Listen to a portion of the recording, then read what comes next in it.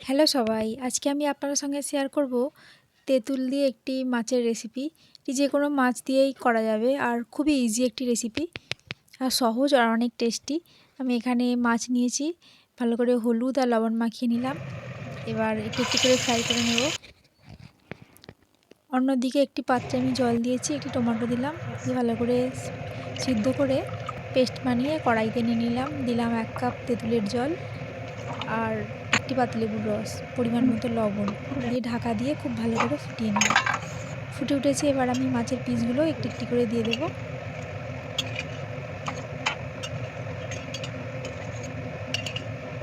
দিয়ে ঢাকা দিয়ে একটু রান্না করে নেব।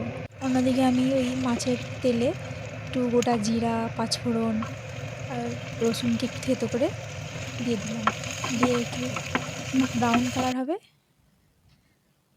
সঙ্গে সঙ্গে আমি একটু হলুদ দিলাম, দিয়ে আবারও নেড়ে চেড়ে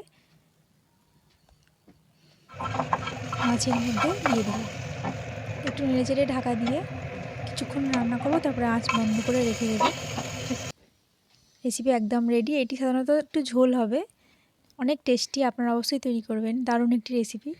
দুপুরবেলায় লাঞ্চে খুব ভালো যাবে।